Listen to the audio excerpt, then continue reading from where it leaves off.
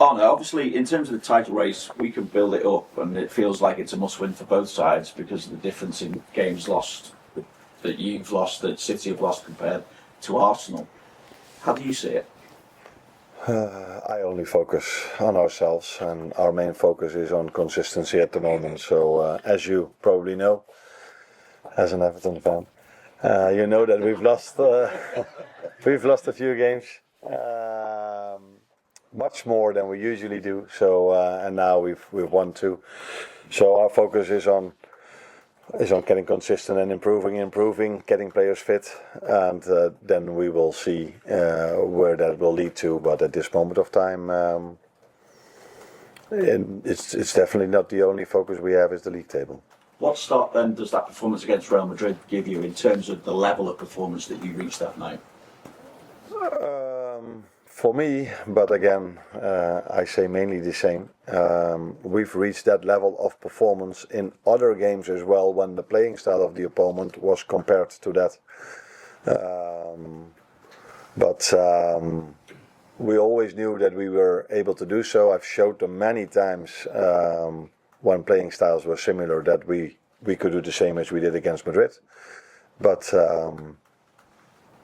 so it wasn't a surprise to me how both games went. It was helpful for us that the other team did what we expected them to do, because in 8 out of the 10 games I think we've played this season, we faced a different playing style than all the games these teams played before. But Villa and Madrid did what we could expect, and I think that's always helpful. Then there's still a lot of work to be done by the players to get a performance like that, but it is helpful. Where I think we can expect from City the playing style we always see, but the difficult thing in that is that they are very good in it and have very good players. So that makes that challenge big again. But as I said, every Premier League game, every Champions League game is a challenge. I'll just ask about your left-hand side as well, because obviously Florian put in a really good performance the other night. Is that the way forward for him, playing from the left now rather than the 10? And just checking on Andy Robertson, is he able to go again after starting the last 2 games in the week as well? He started 3 games in 7 days because he also played the game against Crystal Palace, where I also played a few starters, not many. I had to take him off in the end of the game. For me, it felt because I felt he was tired, but we have to wait and see. We had recovery the day after. We were a day off yesterday, and now 2-day lead into to City. So let's see where he is today. And Florian can play on more than only one position, so he can play off the left, which he did almost all the time in Leverkusen when Xabi Alonso came and introduced this 3-4-3 system, or the way you want to call that system. And before that, he mainly played as a 10 in the 4-3-3. So I think it's more about getting him in the positions where he's good at. Then we should be so focused on, is he a 10, is he an 11, or is he a 8? I think we would like to have him in and around the 18-yard box, centrally, or a bit more of the left or a bit more of the right, for him to create the amount of chances he's already created for us. Just check, Isak okay to be involved? Or? He will train for the first time today with the team again, so after being 3 weeks out. So I know that I said 3 weeks ago his pre-season has ended, so now it's time for us to see where he is. But I have to come back to those words, because if you're 3 weeks only with the rehab, that doesn't bring you back to the levels he was 3 weeks ago. Although our rehab team is doing an incredible job, but you cannot compare rehab with games of football or training sessions with the team. As much as we try to replicate it, that's simply not possible. So again, I have to say, give him some time. Thank you. Arne, when you said before about finding consistency with the team, I mean, how much of a boost would it be for everyone in terms of having faith that your troubles are behind you if you can go to Manchester City and get a result to build on what you did against Real Madrid and Aston Villa this week? Yeah, to make that a little bit more clear, we were actually very consistent. But the thing is, we were consistent in losing, so that wasn't the idea about being consistent. Consistent doing the things right, which we have to do, and improving in that way.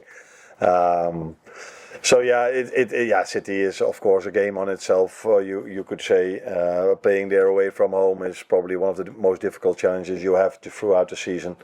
Although I constantly keep on saying how difficult it is to play Brentford away or Palace away. Every away game is difficult. Every home game as well, but an away game even more. And that's I think what City have felt this season, because they've lost I think 2 away games. We've lost away games. The only exception to that is Arsenal, who maybe lost 1 away game against us, but they've been the exception this season, where the rest have probably done similar things. And so yeah, very interesting game to look forward to, because when I wasn't working here and when I was in Holland, I did know when Liverpool was, or where Liverpool City was, and I could tell you I was 100% sure in front of my television when this game was there. Similar to Classico, by the way. But these are the few games everyone is looking forward to. And if you're not part of it, you're looking forward to it as well. You think it'll be worth watching again? I think it's always worth watching, because so many great individuals are playing that game. And yeah, these teams 9 out of 10 times give you what you expect. For me, with Pep, that's 10 out of 10, and people should give their opinion about me. But what I liked about Pep Guardiola's teams is that you 10 out of 10 times get what you were hoping for.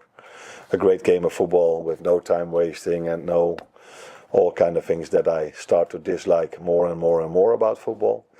But these are not the things you can see if you're watching a Man City game. Thank you. Mike.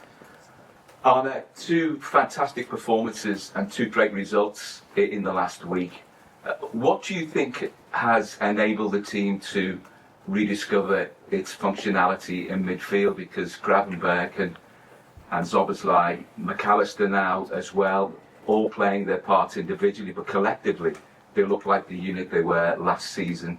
Teams are finding it more difficult to get beyond them, and creatively they're doing the business as well. Yeah, I don't know if the focus should be that much about these 3 midfielders. It is true that I couldn't have played them many times together yet, for obvious reasons, injuries mainly. Not only on the midfield, sometimes on opposition. That's why I needed Dominic in different positions. And it helps if the team plays more and more together. That's one thing, and it helps. I can come up with all kind of arguments what has helped to lead up to this performance, but that's kind of boring. In my opinion, because people might then say, oh, now he's using the wins for the excuses for his losses. But yeah, it has been 2 good games, although again, in my opinion, I think I'm the only one who thinks this. I liked our performance against United more than against Villa. But the result, I liked against Villa much more. And what I mean with that is, from open play, we created much more chances against United than we did against Villa. Conceded more though. Yeah, because we were 1-0 down and 2-1 down, so we had to be taking more risks. And but we didn't concede a lot against United, I can tell you. And we were lucky against Villa that they're one of the best goalkeepers in the world made a mistake that he hardly ever makes. And we had a deflection where the amount of chances we had against United were much more. But again, if you win a game, everything is, wow, what a game. You look at this, look at that. And if you lose a game, there's a lot of focus on the things you have to improve. And that's why I try to balance that out a little bit more inside this building. How much more do you think there is to come from Dominic Szoboszlai, because his performances in the 2 games I've just mentioned, Villa and Real Madrid in particular, were of such a high standard in all aspects of the game, but almost. And against Real Madrid, probably a performance I think Steven Gerrard would have been proud of. That's probably the best compliment he can get. I think he's been outstanding throughout the whole season. but these 2 games brought even more out of the team and out of him for me, for obvious reasons. But it's maybe smarter not to say those reasons because I don't want to say the same things over and over again. And you probably know what I mean without me saying it. Do you? No. Oh, you have no clue what I'm talking about? I think Dominic has a lot of qualities, but one of them is also his work without the ball. And his work without the ball was... I like his work without the ball every single game, and in the last 2 games that was probably even above his own standards. Carl? Can I just go back to Andy Robertson? He made it have left in the summer. He's come in and done a job here. It's shown the importance of having someone like him in the squad. He's 32 next year and he's out of contract at the end of the season, but has he shown that he can still operate at the very highest level in the last 2 performances this year? It's been a while before I heard the word contract, but there it is again. He's done really well in the last 3 games because he played 3 games in 7 days. Although I took him off against Palace after 65 minutes. So I was very pleased to see that he was able to play almost 90 in his last game because it's hard for players to play 3 games in 7 days. 8 days or 9 days is already a big difference compared to 7 days. But he's done well as the team did, and I think. The best way, or not the best way, but it's so helpful for every individual if the team plays at its best, and that's I think what we did in the last 2 games. And he's been calm on the ball and done his job defensively. So yeah, happy with his 2, maybe 3 performances. Although Palace 3-0 loss wasn't the best game of the season for us.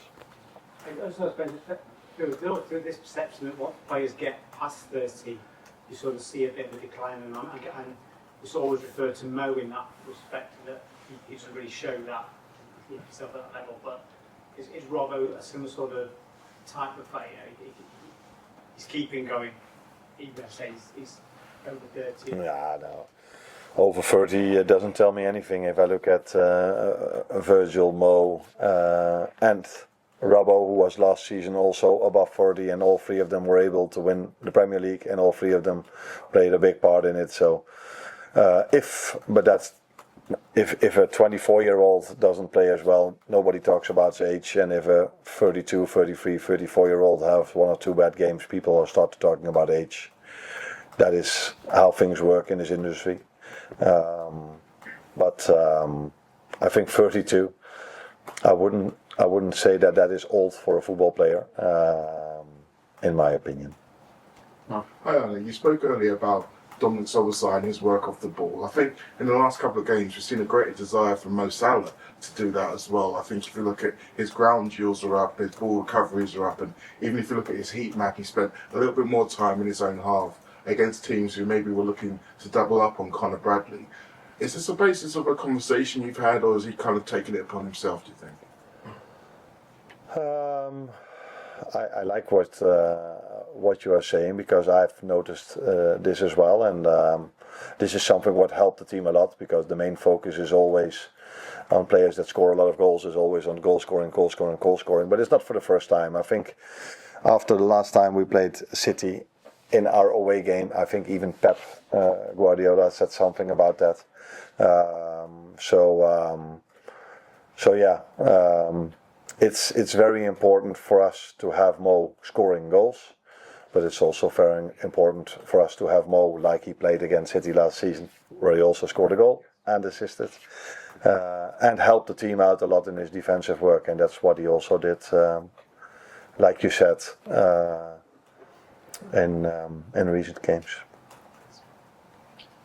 Can I just ask on Alisson and Jeremy Frimpong, how's their recovery coming, and are you expecting them back after the international break? Alisson for sure.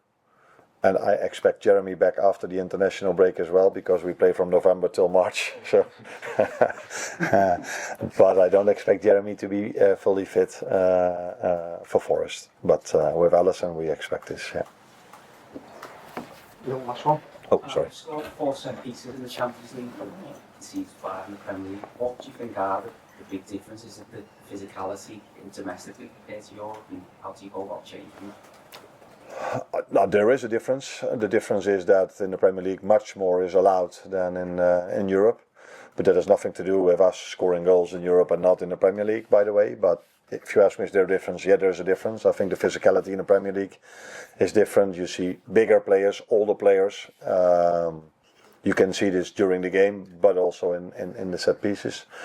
There's no other league in the world where there's so much emphasis on set pieces, I think. So every throw in, every ball 50, 60, 70 yards away from the opposite goal is brought in. And then if you ask me what is the difference for us, for me it's been being unlucky in the Premier League and maybe being a bit more lucky in the Champions League, because I can show you the same chances that we've created in the Premier League that we then just missed, where this led to goals in the Champions League. But I don't know if you say this, but I can say this: if we would have had the same set piece balance in the Premier League as we had in the Champions League, we wouldn't have been 7 points behind Arsenal at the moment. So yeah, conceding 5 and not scoring 1, unless you want to see the one from Dominic Szoboszlai, which is a set piece, but for me it's more throw-ins, corner kicks. If we go back to what we can expect, how we perform, that will always definitely help us in winning more games in the Premier League as well.